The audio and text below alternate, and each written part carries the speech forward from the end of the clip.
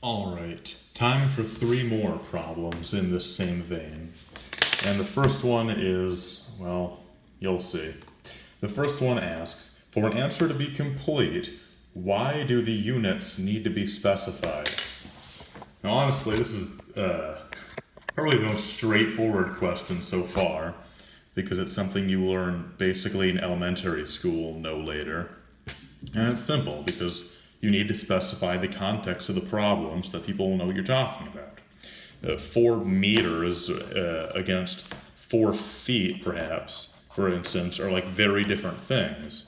So I shouldn't even need to explain that really. It's just a matter of communicating what the measurement means. So yeah, you need a unit always to make it clear what you're talking about.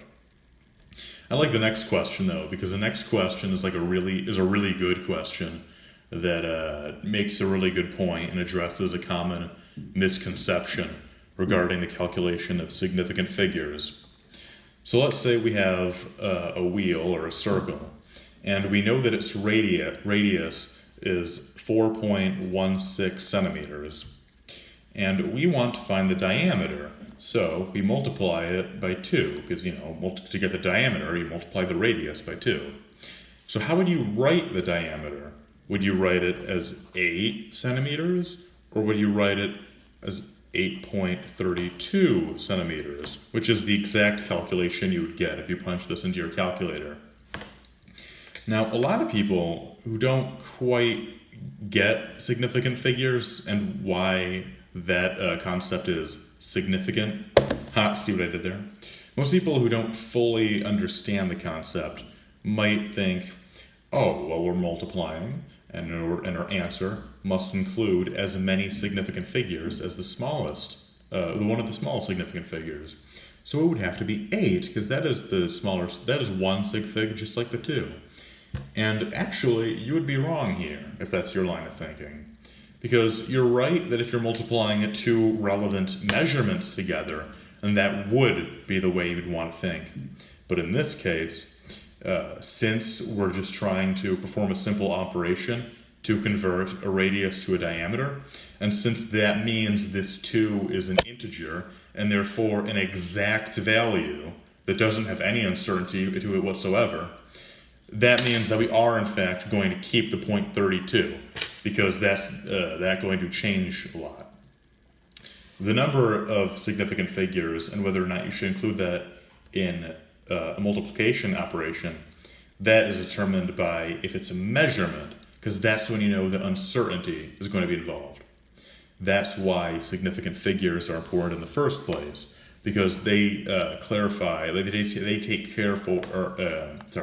account for the fact that there's measurement, or there is uncertainty in the measurement.